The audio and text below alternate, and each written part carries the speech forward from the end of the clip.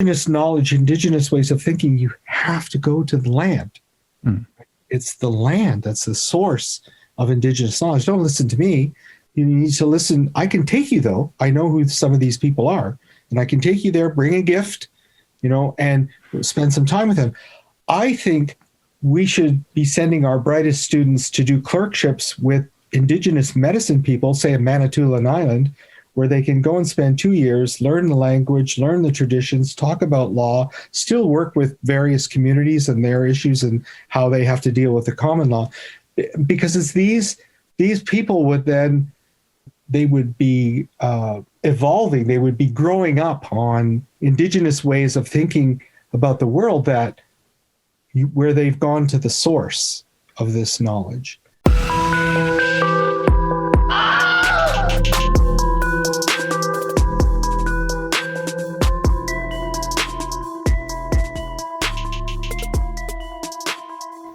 Hello, Plastic Pills listeners. This is Victor Brazzoni, joined by Matt McManus. Today we're joined by Dale Turner. Dale Turner is an associate professor of political science at the University of Toronto. Previously, he was an associate professor of politics and Native American studies at Dartmouth College. His work focuses on Indigenous politics, contemporary Indigenous intellectual culture, contemporary political theory, and the philosophy of Ludwig Wittgenstein. His 2006 book, This Is Not a Peace Pipe, Towards a Critical Indigenous Philosophy, argues for the need to have academically trained Indigenous philosophers act as word warriors or as a bridge between Western and Indigenous ways of thinking, something he argues is important for Indigenous issues and justice. This emphasis on language and translation informs much of Professor Turner's recent work.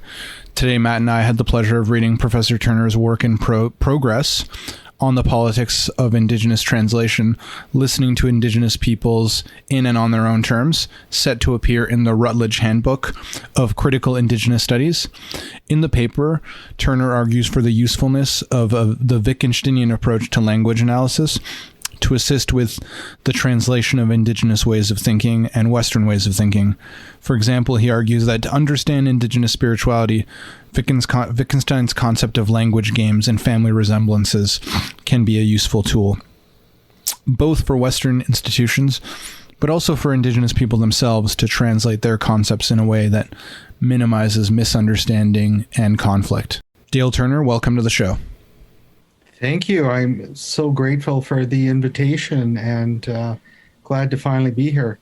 Yeah, for sure. We tried a couple times, obviously, and finally we got a time to work out. So maybe we could start with, how did you come to Wittgenstein as being a central figure for you to deal with these kinds of questions? Yeah, that's a good question. I started off as an engineer, and I was in the Navy and didn't handle the seas too well. But what got me into philosophy was our court case, my community. So my father's Temiagama Anishinaabe from Temagami, Ontario, in Northern Ontario, and our community had a case that went to the Supreme Court of Canada, ultimately in the Bear Island decision, which is a bit of I think it's a disastrous decision, more so at the Superior Court of Ontario. But basically what we tried to do was to argue that we had not signed the Robinson-Huron Treaty of 1850. And one of the things that we had to show was we had to go into a court and show that we had sort of an indigenous connection to the land. In other words, we had to go into a court and prove that we were indigenous. We provided an explanation for that. We brought in our medicine people, we brought in anthropologists and so on. But the court basically said that we didn't really constitute indigenous peoples, that we basically, too many of us spoke English, we were Christians, so that got me interested in, because I actually thought the argument was pretty simple. right? We had 13 traditional families that had been there for a long time. In particular, we have a totem system that was in place. We had a way of connecting people and our language and land. It was a kind of, I mean, I was not raised as a traditionalist, but these values were kind of deeply embedded in my upbringing, the way that I certainly understood my place on the lake, on the homelands called the Dakimanan. So I got interested in that, and my cousin at Sandra Lerone gave me, I think she probably gave it to me because it was the shortest philosophy book, which was the Second Discourse, on the Rights of Inequality. I think it's like 40 pages or something, and she probably thought I could handle it. With which Rousseau? I didn't. Rousseau, yeah. And it's interesting to, I think, for someone, I think what I realized was that I kind of was more of a philosopher type of thinker, even as an engineer. But I got really interested in this book because it very clearly puts Indigenous peoples in the state of nature, well, close, depending on how you read Rousseau, but close to the state of nature. But it's measured right against the Western European cultures as civil societies. So I found that really interesting because this logic was part of, it seemed to flow out of the rationale in the Supreme Court decision, right? That we're being judged from the outside, from a Western European perspective, not from within the way we understood ourselves. So right from the beginning, my question, and it's only now I've really come back to embrace this more, I think, in a philosophical context, which is how do we listen and understand to Indigenous peoples in and on their own terms? Right. And I think that I got interested, and that was a kind of driving question for me to study philosophy. And I decided to do an undergrad in philosophy, and then I was there's an interesting story about how I ended up at McGill.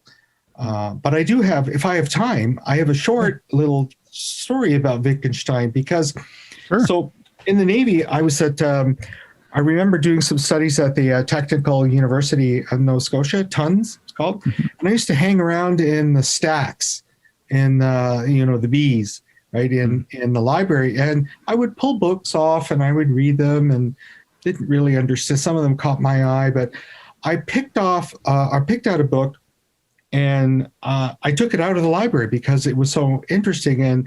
But I tried to read it.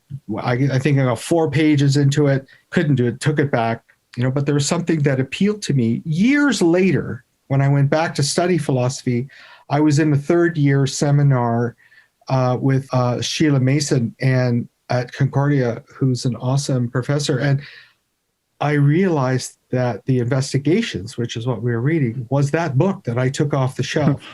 So there's, in some way, it was appealed to me intuitively, and of course, it's one of the weirdest texts to read. If you really can't read it prima facie, right? You just can't pick it up and I tried reading it to my kids to go to sleep, and actually it worked. Actually, that worked quite well now that I think about it. But anyway, so there was this connection with language and trying to listen and understand what I don't think I appreciated, at least initially. And really, it's not until I kind of read his remarks on Fraser's Golden Bough was how can we understand or appreciate, maybe that's the better word, that people think about the world in a fundamentally different way.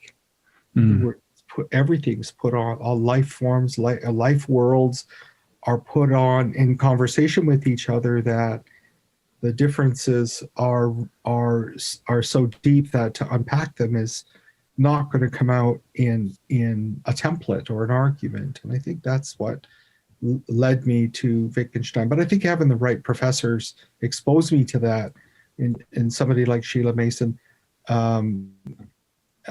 it was really key for that. Great. That's a super interesting story. Yeah, I like how you just thought you happened to pick up that book as if, and then it ended up being it was meant to be. It was meant to be. It was meant to be. Yeah. And actually that Yeah, I was just going to say, when I was interviewed at McGill, Charles Taylor sitting next to me came in, with his T-shirt. That's got to be intimidating.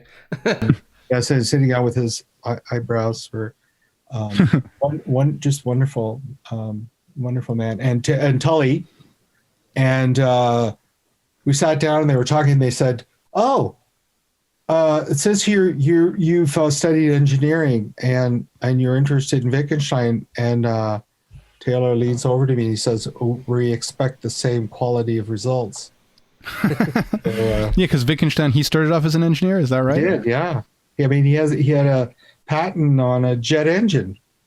Oh, right. JPL is based on his design of a jet engine. Really? Did you know that? Yeah.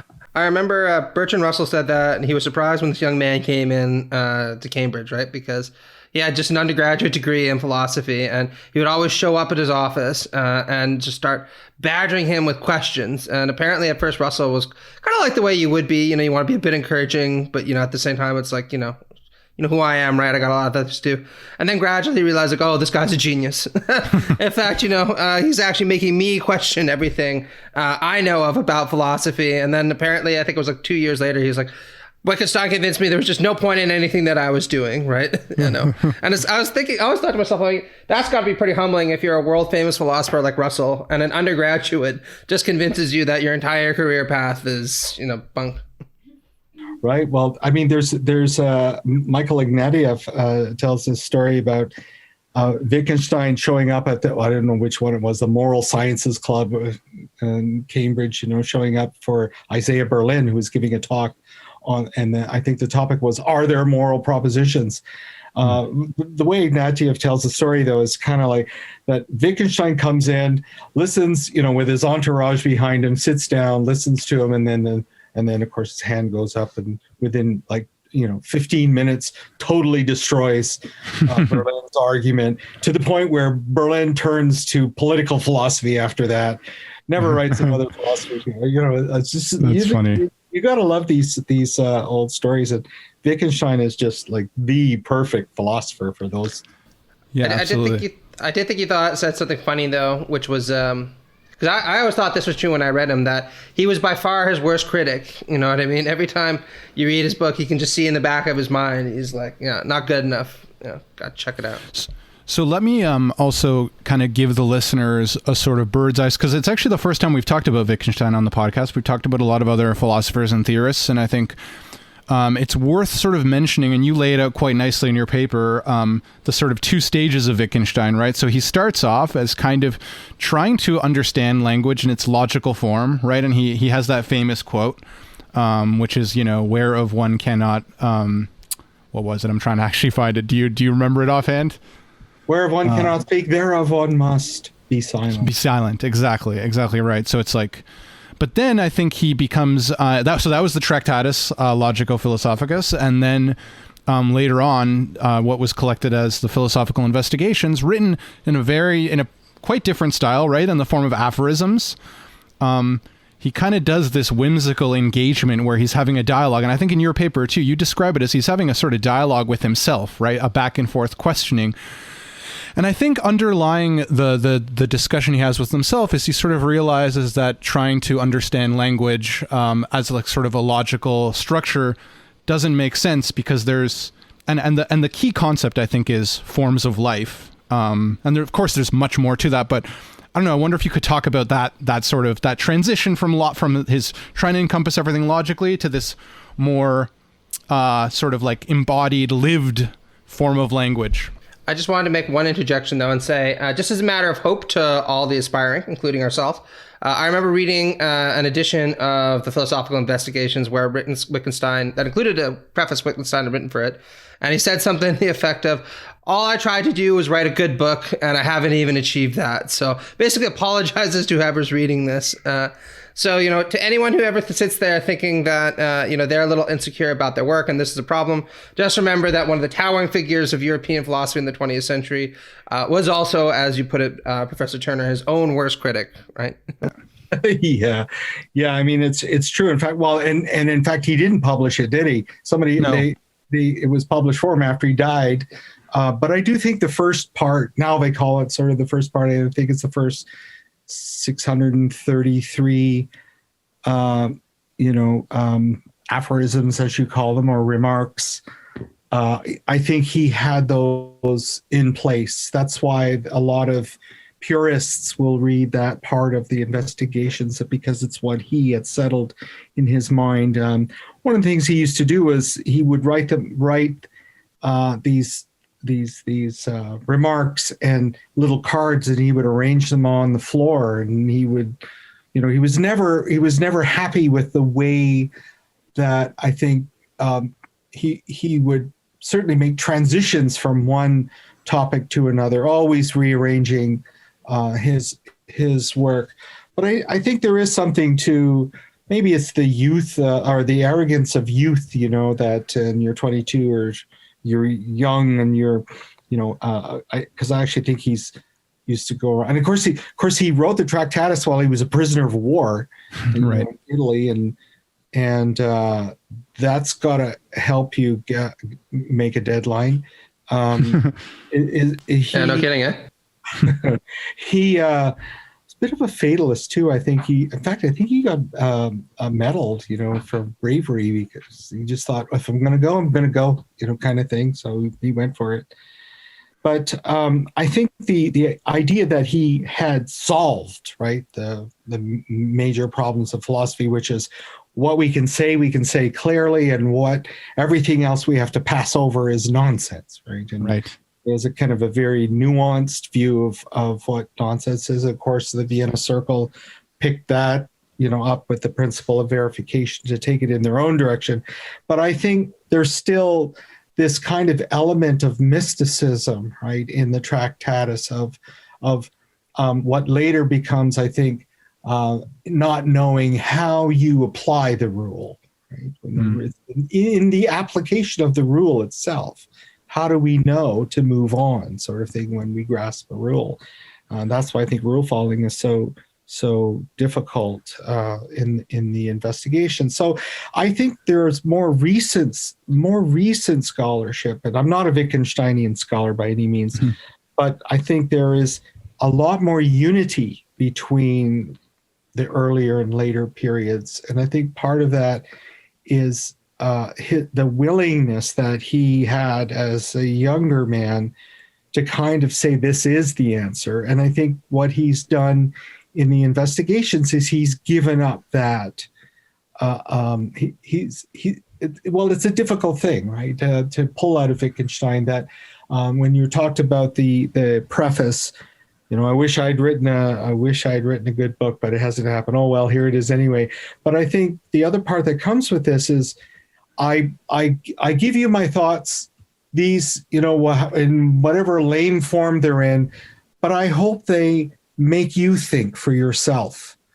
And I think there's really something to that in the later work, which is he is somebody who has put the effort in to think through some very difficult problems that I think most philosophers would realize are difficult problems. They may not be happy with the way he's done it, because let's face it, a lot of certainly in the analytic or positivist tradition, they're going to say he gave up, right? He basically gave up and said, look, there really is no answer. There are an infinite number of language games, and the meaning is use. So the use depends on your practices that you engage in, and and I just don't think that's quite right about Wittgenstein. But I do think.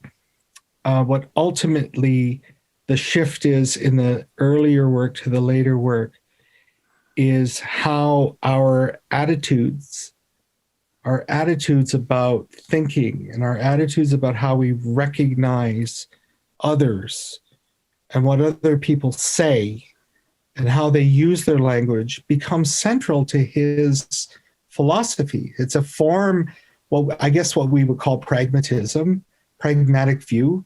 Ordinary language was certainly what some philosophers took over from his work. I don't think he would categorize his work that way, but I do think there's something about that what he's trying to do with language is show us something. And that showing is an exceedingly difficult thing to do. It's a form of aesthetic or poetry, but at the same time, it's concerned with arguments and so, trying to bridge. I'm glad he's put that work in.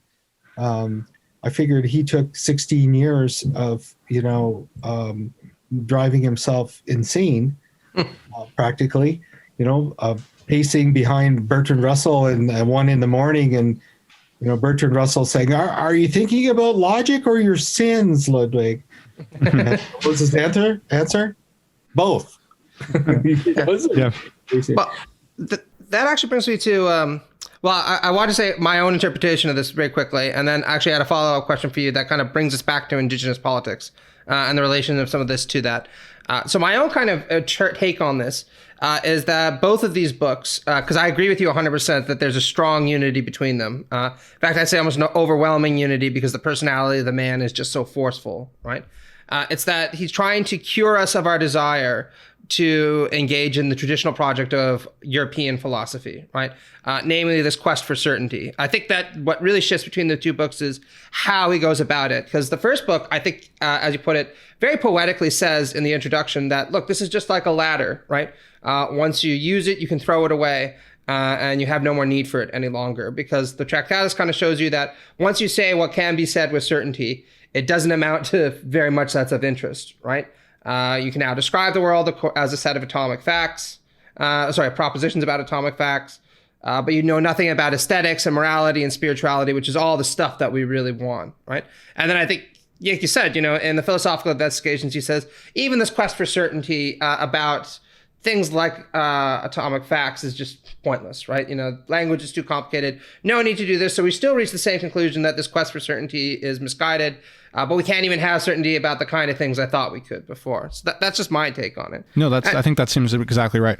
Yeah, but my interest in Indigenous politics relates back to, not my interest in your take on Indigenous politics is this kind of Tully-esque question, because I think it's really interesting that you said you read Rousseau first.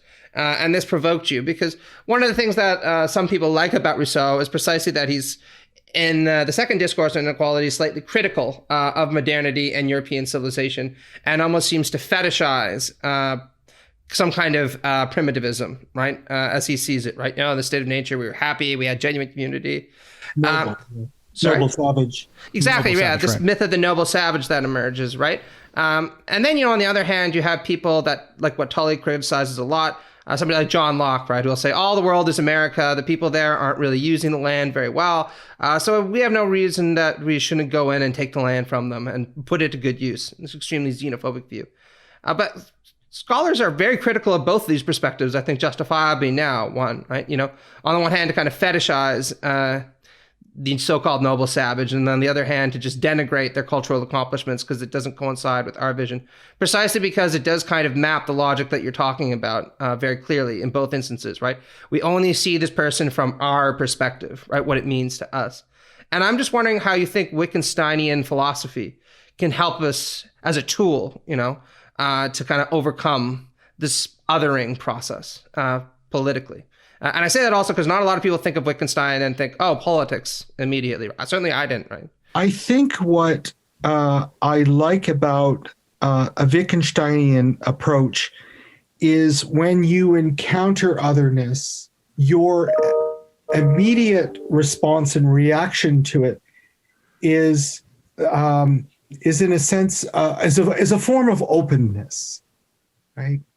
And that openness, it has to do, that openness has to do with your attitude about your everyday sort of the way that you are more willing to listen to people. You know who these people are, right? They're, elder type of people who are whose disposition is one of listening, right? And and I think Wittgenstein's approach to language creates a good way to understand language and to understand that others also use language in a different way. And you may use the same terms, but you're going to come at things from different perspectives by necessity, which means that at the end of the day, it's and I really like this about Wittgenstein is at the end of the day, it's what we shouldn't be looking for is the fact that we can all understand each other. That's the goal. But what's more interesting about that is we can, at the end of the day, is most of us can understand each other, but there's always going to be someone who doesn't.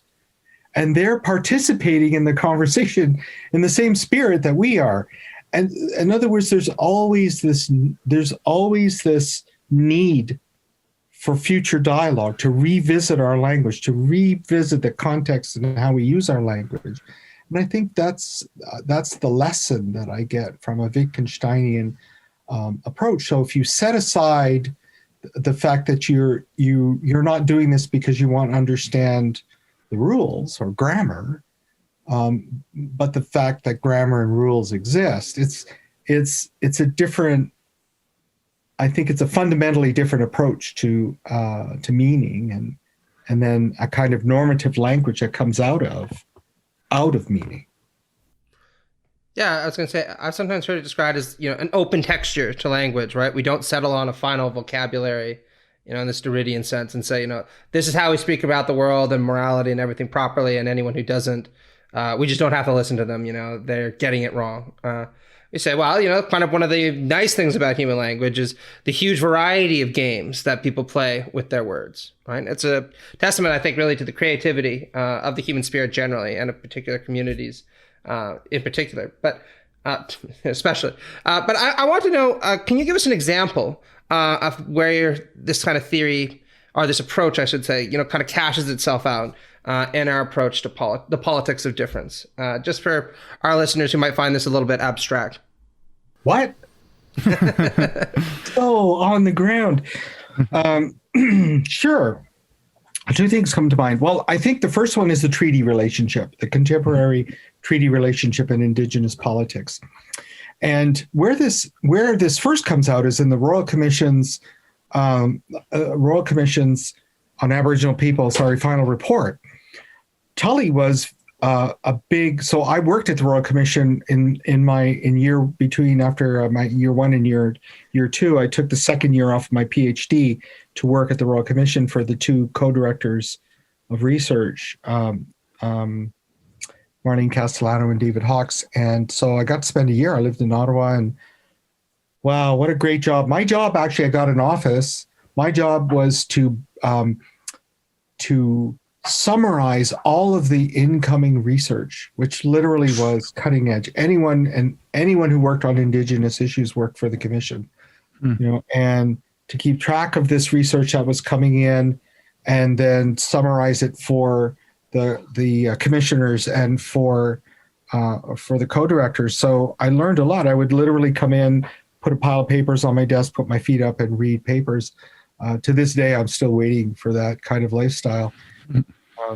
But one of the things that the Commission did, I think, was in their approach, in their what we would call vision, was that we needed to renew the relationship. We need to renew the legal political relationship in a way that and a way that respects the early treaty relationship, where in a short period, and it didn't last for a long time, but there was a time sort of around the early fur trade, where the relationship was such that both sides benefited, right?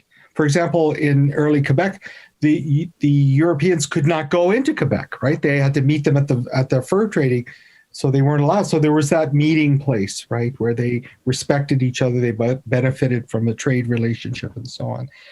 The four principles that came out of that were mutual recognition, reciprocity, and responsibility, and sharing. And these four, what they were called principles, the Commission called them principles, but they're really kind of practices that were in place in the early historical relationship, where they listened to the other side, right? And they would meet in a treaty relationship that was dictated by, say, the Haudenosaunee in the Truro Wampum, which is a wampum belt that is used in treaty negotiations. Their approach was we would meet in a circle. There were protocols about forest diplomacy, as it's called, about who could speak and what order and so on.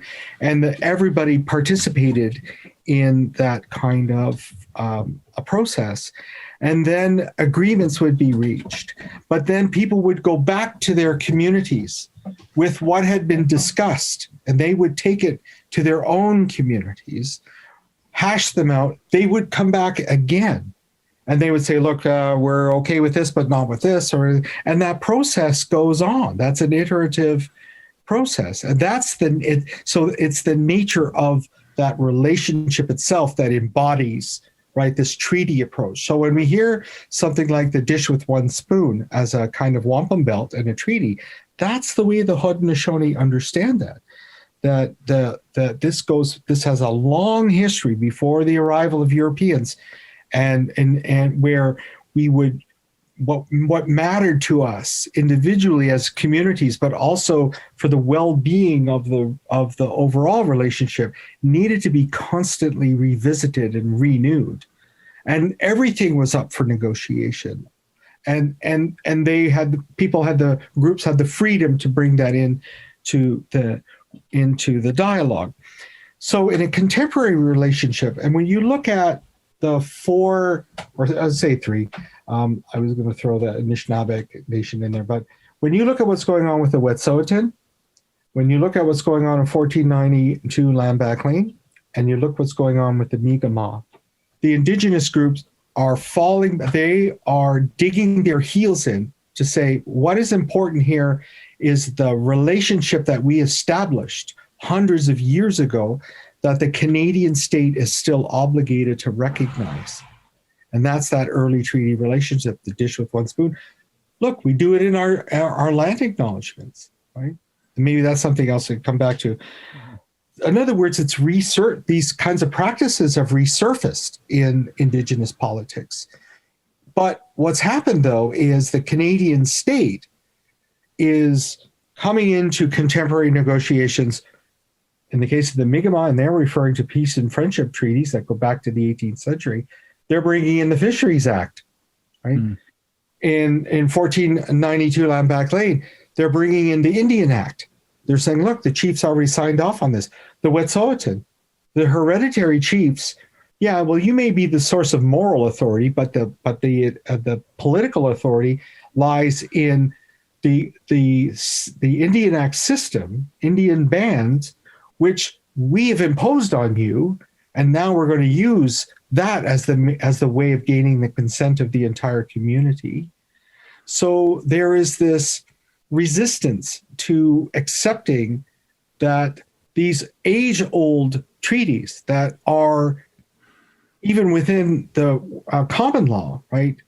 The Royal Proclamation affirms them, 1867 Constitution affirms them, 1982 Section 35, right? The existing Aboriginal and treaty rights of the Aboriginal peoples are hereby recognized and affirmed. Once again, it recognizes these older treaties, and it's supposed to weave them into contemporary law. Now we have Bill C-15, which is the UNDRIP, the Declaration on the Rights of Indigenous Peoples. Same thing, recognize Indigenous spiritual relationships as the source, right, of their political legitimacy and authenticity. And then you have Article 46, which says nothing in this declaration can undermine the integrity of the state, right? That's that fallback that the state has. That's why Bill C-15, unless it has some richer accounts of accountability built into it, is really, as they say, aspirational. So I think where Wittgenstein can come back into this is that we have the language of the common law and the language of contemporary public policy, which uses and interprets the meaning of Section 35 in a particular way. And that way, without bringing up, I guess, examples, but that way is premised on two assumptions. One is the primacy of moral individualism, right? That what lies at the heart of a liberal view of justice is the individual as the ultimate placeholder right, of moral value and moral worth. And the second one is the sacred claim of state sovereignty, right? That nation state sovereignty embodies the highest form of political sovereignty, and any other recognition of nationhood, indigenous rights, the inherent right of self-government needs to fall under that, right? So Wittgenstein, I think, is a way for to bring those assumptions up in the course of a dialogue, right? As he says, one of the important things about an ongoing dialogue is that we assemble reminders, right? So, and now what it is, it's indigenous peoples themselves who have become educated in the common law. John Burroughs, right, is a professor, Anishinaabe professor. This guy's brilliant. You're not going to put one past him on interpreting Section 35. And he understands, right, that sort of colonial grip, right, that this language has. But at the same time, we're trying to find ways of loosening that grip. And we're doing it through the course of our politics, I think, of which our younger people are, they're less patient about, their polemics, as they've ramped up their polemics in ways that I think is empowering in some ways. But on the other hand, you have this older folks? older than me, who are saying, whoa, we have to be, in a sense, we have to be careful about the language, right? Words or deeds, the language that we use in this legal political relationship, because what are we putting at stake in our own ways of thinking?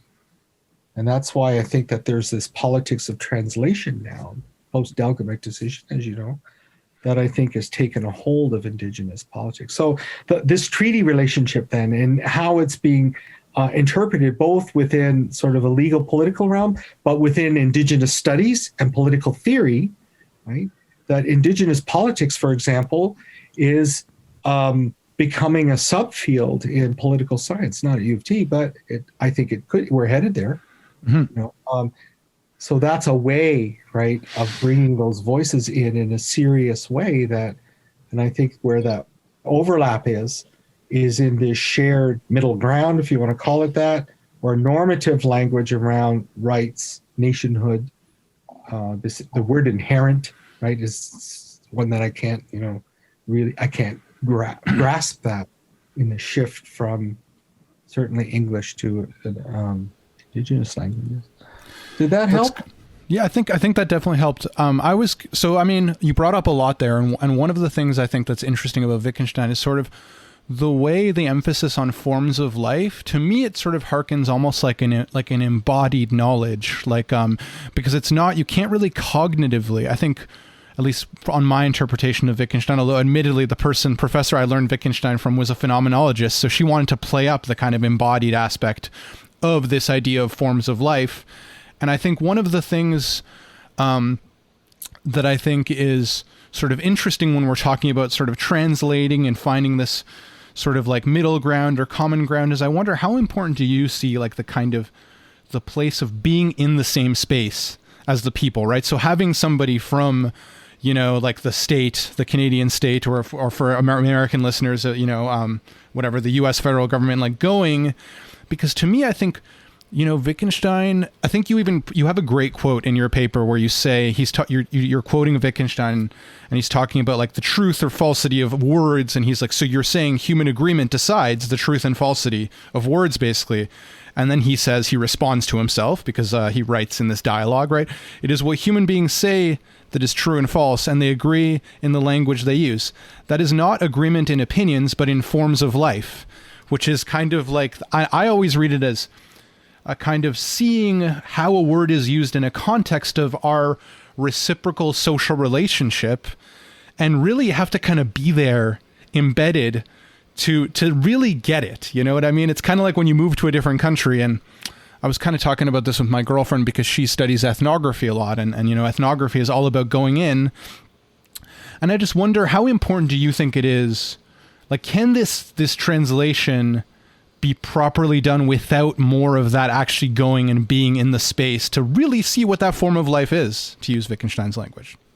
Yeah. Oh, that's also a really good question.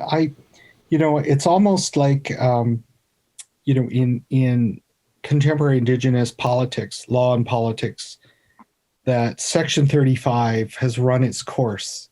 I think. I don't think Indigenous peoples are on board with, or I don't think they're hopeful that Section 35 as a constitution, part of the Canadian Constitution, is able to reconcile Indigenous ways of thinking about the world within the existing language of the common law. And I think what Indigenous activists and leaders are pushing for is not a particular interpretation of Indigenous rights, or even nationhood for that matter, but they're making room for Indigenous law. Right? Indigenous law itself is a third order of law in Canada, and that is in some ways the source of, I think the only word I could use is authenticity, I suppose, and that's an uncomfortable word. However, I think that what that does is somewhat in a practical way, because Indigenous law is you can go to UVic now and you can do a law degree in Indigenous law, and so it's starting to find its way, and it's certainly part of Indigenous studies. So how do I think about the sort of translation? Yeah, without the embodied, or if it's possible. I definitely think that embodiment is a term, is one of the, so the term that I would use would be in an Indigenous way, so would be an Indigenous portal concept. In other words, they're bringing in certain terms. Best example of this is actually in New Zealand, where Tino Rangatiratanga is a concept that roughly means chieftainship. It was, it's a fascinating. The Waitangi Treaty of Waitangi, signed in 1840, has an English version and a Maori version. The Maori version was actually recited orally to the chiefs in order to get them to sign. The Maori version was written by a missionary, and the English version was written, of course, from the sort of policy people on the British side. So you have this semantic nightmare, bouillabaisse of different interpretations and understandings. But let me come back to where am I heading with this? I think the in some ways it isn't the arguments that we're after. As I said, it's changing people's ways of thinking and ways of living that is key. So here's one example of how I think this could work. So in law, the best and the brightest, when they graduate, apply for these clerkships, right, with judges. It's the most prestigious thing you can get, is a clerkship with a Supreme Court justice. And I think we should have in our law schools, once we have Indigenous law sort of as part of the curriculum, which is happening.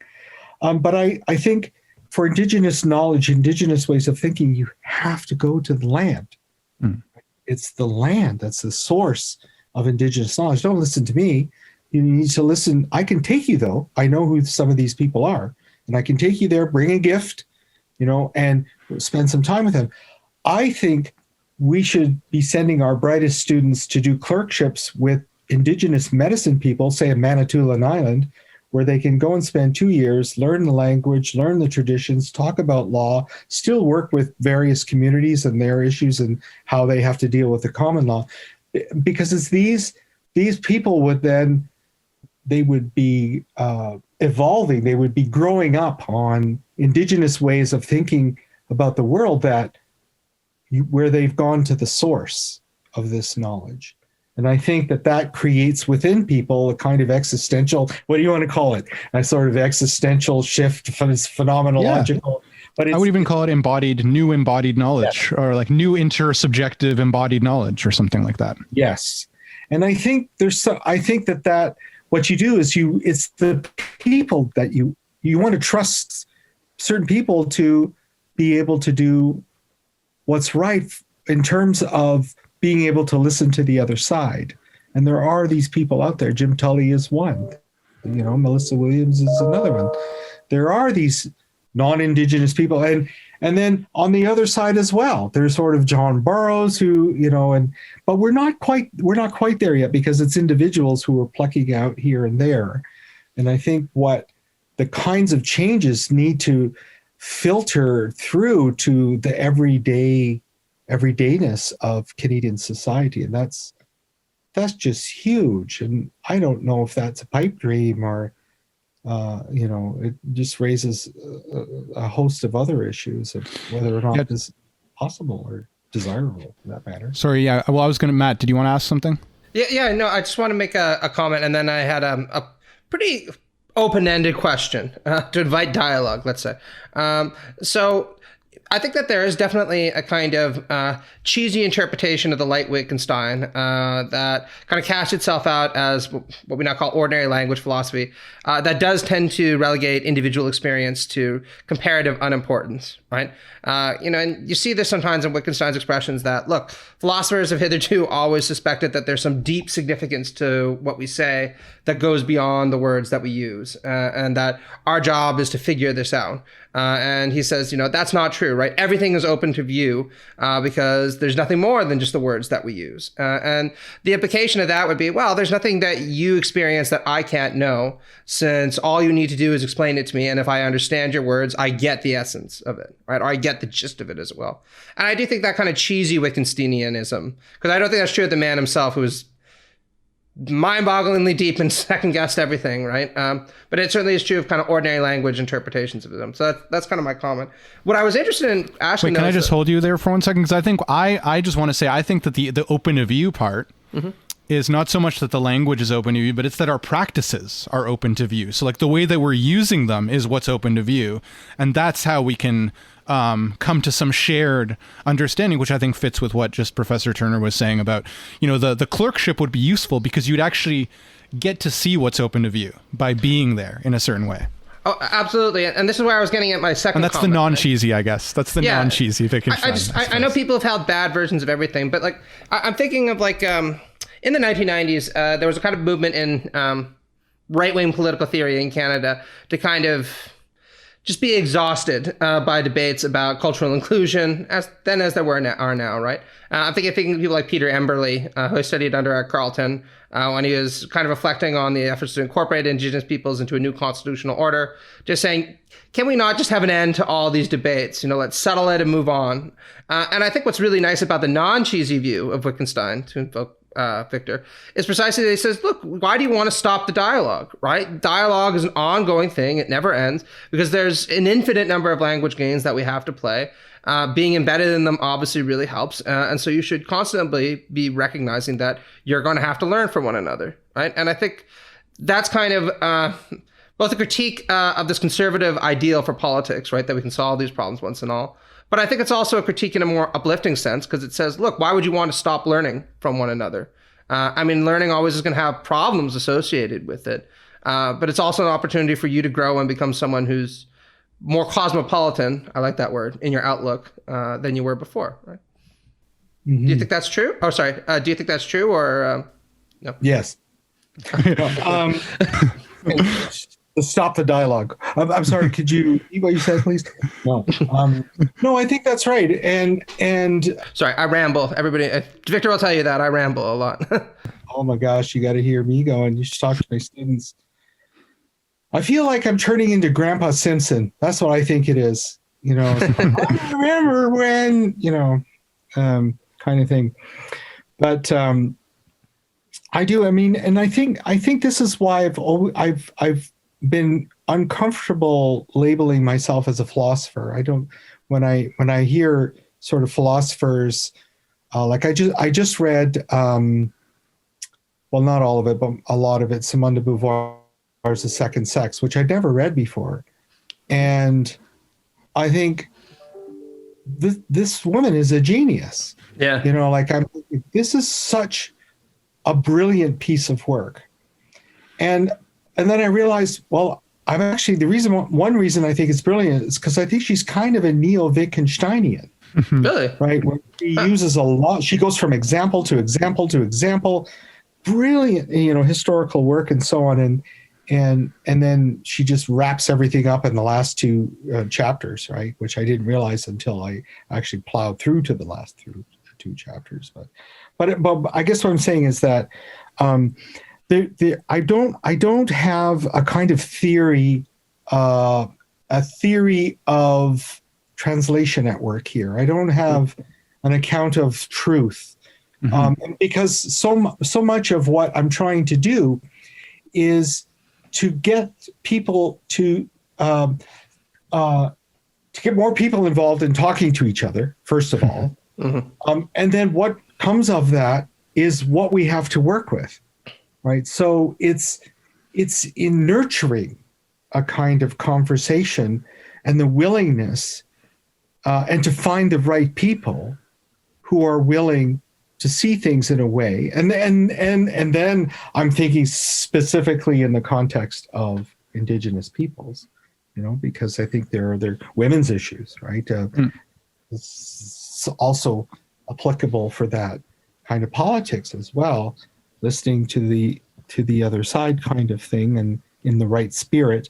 But the other part of this that I have not sort of talked about is the Indigenous side of things. And there are Anishinaabe elders that I know and talk to, and I'm very and I need to think more about this. About, well, in what way am I bringing their thoughts into a conversation such as the one that we're having? For example, I use the word Ranga Tiratanga. One reason for doing that is because it's not from my own community, right? So Bimad Deziwin, right, which means something like the good life. Now that's a normative term in Anishinaabeg philosophy. I have to be careful when I'm using them, even in English, because I feel like I don't know enough about it, that I'm violating in some way the voices of the people who I learn from. So the problem, and this is where Wittgenstein in some ways brings in this account of power, is useful for an account of power, because I think power is a kind of language game itself, and and he said this once. He says, "My father was a businessman. Man, was he a businessman? Extremely wealthy man. But he said, but we need to get things done." And I think that's one of the ways that I'm kind of thinking this through. Why bother doing this? Is it just because I'm an anti-positivist? It's because I want to get something done, which is you crush positivism, and then the world will be right. I have a T-shirt with that, I think. But but I think that there is a kind of commitment to a particular way of understanding something, and that come back to the treaty relationship, because here is another concept that's important to Wittgenstein, which is objects of comparison. And I think that in the Wittgensteinian approach to language and understanding and meaning and tying together, I think section 122 that I write in the paper is really important, which is about gaining this kind of what he calls perspicuous representation, which I realized was changed to surveyable representation in the newer translation. And I was using the older translation. That's how old I am. But I think that the way that I understand what I'm trying to get across is that Wittgenstein's use of language that I've encountered, I've learned about, I've heard from other people, I've learned from some amazing people, also has a kind of object of comparison, say in Haudenosaunee thought, in the two-row wampum. The two-row wampum is a belt. It's a wampum belt. It has two purple rows, and wampum belts are made of shells, right? And so it has a white background two purple rows, and they're held together by three beads in the middle. This is, call it a heuristic device, since I'm going to be reading Rawls in the core group. This is an indigenous way. It embodies. And I use this word embodiment in an indigenous context, brings in this language of spirituality, which we haven't touched upon. Not my place, but that's where it goes. But the two-row wampum represents this simple, metaphor of one row represents the ships of the European, the other row represents the canoes of the indigenous peoples, and the white background is the river that they're traveling through together in the same relationship, and they don't steer each other's vessel. And the three beads in the middle are peace, respect, and friendship. That's what holds them together. The wampum belt is an offering. It's a gift, right? And I think that's the way Indigenous philosophy and storytelling can function. That the words are gifts, and you have to be open to receiving them and seeing them. But you're left alone to figure that out for yourself. And then the elders done their job, kind of thing. And let's eat, kind of thing. And so it's always nice to bring elders chocolate, that sort of thing, because that's a good way to share a conversation or tea. But my point is that two-row wampum for me, and I read that early, actually, shortly after Rousseau. And then when I finally read Wittgenstein in this sort of richer context, they are, within their own cultures, embrace what I would say family resemblances or clan resemblances in an indigenous way, that they're using and understanding language in the same way. And that's a fruitful way to have a dialogue. So that's an academic context, but it has very practical consequences to it, when you're talking about the treaty relationship. So, right. I love that answer. And you mentioned Indigenous spirituality, and you bring it up in the paper. And one thing is, like, that word spirituality in English, I feel like just has such baggage with it, right? It's like one of those words that just means so many things and can give some people, even myself, I admit, it kind of gives me like a new agey, I have like a negative connotation with it. And I wanted to ask you, what's a way of understanding Indigenous spirituality, or like what's the, I don't know, what's like a way that could alleviate like the terrible baggage that word has in English? Gosh, I don't know. It's good. Yeah, I thought you would tell me the answer to that, so I wouldn't have to. I gave a talk once I was a junior.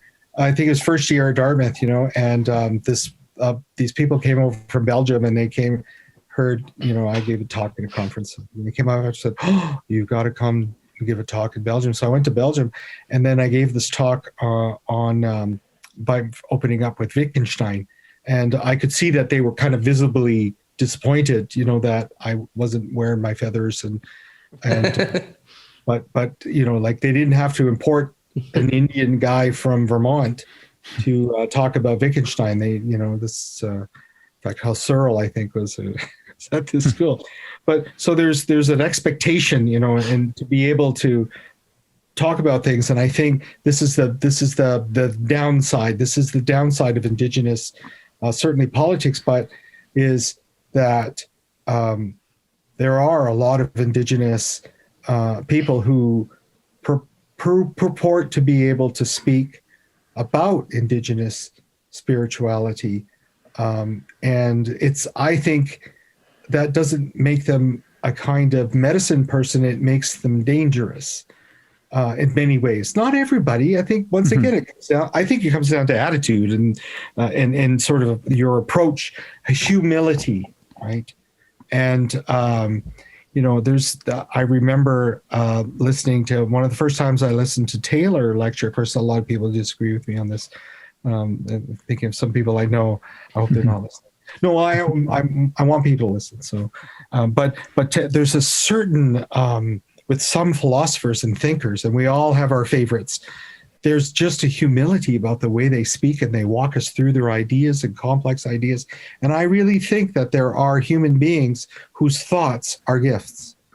and it takes a while to see that. Back to Simone de Beauvoir as an example. So much of that book is angry, right? It's written out of anger, but it's also a gift. It's a gift because I think at the end of the day, she's optimistic. Otherwise, I don't think she'd be doing what she's doing. Anyway, my point is that there are people who can talk about these issues in a way that invites, right, participation. And but I do think that this term Indigenous spirituality is it can be a dangerous term. But come back to the land acknowledgement. I think for traditionalists, the way the acknowledgement is understood as is almost like a prayer, right? And it's the word that I guess I would use would be ontological. One of my colleagues in our Ryan DeCare, who's Mohawk language speaker, he's a beautiful speaker, and he gives our blessings to start off our meetings, and I know from the way he's talking, I know, and you talked earlier about you have to be there. That's definitely the case, right? That it's not just performative in a sense that this is our obligation, but I really feel that from him. Don't ask me how or explain it or whatever, but there are these contexts that are respectful, and you feel that sense of respect. Wittgenstein himself was like that. He was, as he says, I'm not a religious man, but I would never make fun of a religious worldview. And I think the one thing that he was able to do was to point at people who were, in a sense, authentic and living according to the way that they understood how to live a good life. And he saw that, and that's why this show say distinction is so important. It is a day, and actually I would maybe take a quick shot at answering my own question, which is like, I mean, I think in English it has baggage because of just like Western, I think, or like, I don't know, Christian metaphysics or something. Like it has a specific connotation that I think misunderstands, or like imagine something like very, I don't know, like has a specific ontological feature where I think spirituality, can have a broader, and I think actually, so lately I've been listening to the audiobook of Sapiens. I don't know if you've heard about this famous book, and he starts the book by talking about how like the thing that allowed human beings to have like an agreement between strangers, right, was the fact that we could invent fictions that we could all, and he says, we believe in like the government, which doesn't have any material, and like the way these fictions basically bring human beings together. And to some extent, like when I was listening to it, I was like, well, that's kind of like spiritual in a way. Like you could think about like the way it works to bring human beings to believe in something that allows them to work together, which I think also links to Wittgenstein's idea of forms of life. I mean, I feel like forms of life, the things, there's a way in which it's like a practical embodied agreement, which is in language, but also in the way that the words and the language in a context of understanding each other, even if we're strangers, because we're in this similar context. I'm not sure if I properly put all those things together, but that was some thoughts I had, taking a stab at a difficult question. I have a funny story, and then I'd like to actually ask my last question because. Yeah, and I have one more too, if that's okay. Yeah. I know it's late for you over there, Professor Turner. Yeah, but no, the negative connotation of spirituality that I have, not even really negative, because I just think this was funny, but I was at a party once. It was late at night, and this girl came in, and I was having a chat with her because I was single at the time, and she described herself as really into spirituality, and she asked if she could read my palm, and I was like, yeah, okay, why not? Let's see what the future lies. She came up to me and she's like, that's okay, but first off, I need to go smoke this joint, because if I smoke this joint, then I'll be much more connected to the spirit world, and I'll be able to read your palm better. So I said to her, it's not my practices. You should do it. She came back and she was all in a daze, and she read my palm and she said, you're going to live to be 87. And I'm like, oh, that's nice. And then she's like, there's going to be 2 great loves in your life. I'm like, well, let's see how that pans out. And she's like, but you have to avoid the first one, though. That was her big thing, because that'll be a dark temptress. You want to go for the second girl, who will be the true one. So, I sometimes, when I think spirituality, this is what I associate it with, but I certainly think that there's a deeper conception of spirituality at work in many different cultural traditions. And coming from a kind of Catholic Christian perspective, the way that I usually iterate it is using that language. Because the theologian Paul Tillich has a term that I like where he says, everyone has something that they consider to be of what he calls ultimate concern, right?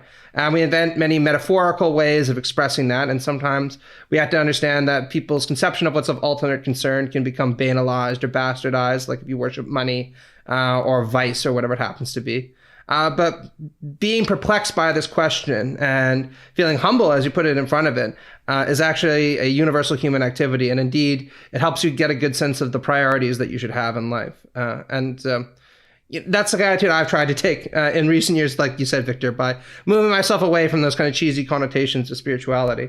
But the last question I had for you is, when it comes to forming a kind of dialogical relation between European civilization, its kind of atomic individualism, and the Indigenous peoples of Canada, what do you think could theoretically bring us together? What practices do we share where there's sufficient commonality, where people might be able to start recognizing a bit of themselves in the other, which I always see as kind of a necessary step towards a dialogue, first off becoming fruitful, but also engaging for the people who are dialoguing together. And actually, I want to fold in my question, because my question is a similar version of that. So I'll just fold it in and then you can answer them together at the same time. And I think that's, one thing that I like, I find, optimistic in your work is sort of the way that Wittgenstein does lead us to this kind of, well, it's possible to understand each other. And in contrast to, and obviously as someone who doesn't know Indigenous political theory very well, but I'm familiar enough, and I think that there's a trend, and this isn't even necessarily in Indigenous politics only, but also even in like some tradition, like critical theory traditions, where there's more of an emphasis on radical alterity, right? That like we can't understand each other, right? And I think maybe you and I even talked or mentioned Glenn Coulthard, right? Like that sometimes it seems like there's a pessimism. And earlier when Matt was talking about the conservative thinkers as being like kind of giving up, like why can't we just let go? That sometimes it seems like on the other side there's also like a spirit of giving up but for different reasons, because we have so little in common that like we should give up for that. So that I think that's like my last sort of question, is your thoughts about that, and just in general, like being optimistic or being pessimistic in the face of very difficult political problems and struggles and how Wittgenstein, I guess. I don't know if you can put that all into one question, but sorry. Well, I think humor. Let's start right there. I think Anishinaabe people in particular, we're a funny people, and I remember Mike Mitchell, who's a pretty tough guy, Mohawk guy. I think he's Mohawk. He probably pound me out for getting that wrong. I'm sorry if I'm wrong. Tough guy, man, lacrosse player, and war chief, and talking about some of these issues and they're hard to talk about when you're talking about colonialism and the government and this happened and so on. And I remember at the end, he said, he got up and he told a joke. I wish I could remember the joke, but he got up and said, you know what? We got to laugh, people. And he told this joke, and it was kind of a dirty joke, and everybody laughed. So I think humor is important because in a way it kind of it shows that we're all in the same boat in some way, right? That we're trying to figure things out, and so I think humor is very important. But I think at a more philosophical level, I think my example of the clerkships is a good way. It's a sort of practical, on the ground, bringing people together. Another way is in teaching. Our pedagogy needs to change, and I think, for example, we should, and the way we raise our children needs to change in terms of they're a lot smarter than we think they are, and the way I think the hook between certainly Indigenous ways of knowing and Western European ways of knowing is in our relationships to land and an environmental ethos that Indigenous peoples bring both to academia and into mainstream Canadian society. And children respond to that, and they want to be told the truth, and I think that Indigenous medicine people in particular are able to talk the truth to power, so to speak, in ways that doesn't make people uneasy. I mean, I used to joke, my class at Dartmouth with, privileged sort of students and say, my first thing I said once was, your grandfathers killed my grandfathers. We're going to talk about that, that sort of thing. So there's open a class cold with that, eh? That's right, yeah. Someone pull their book and go, well, I'm all done here. But I think there's something about the way that we relate to the world, right? And in call it environmental ethos, Indigenous knowledge. If there's one thing I'm convinced about is that sort of that traditional relationships to land are about attitude, but they're also about knowledge, things that they know that are astonishing, that we think. So this divide between scientific thinking and Indigenous thinking is a false sort of dichotomy, I think. And Indigenous, I think, by listening to Indigenous peoples, and I think what we're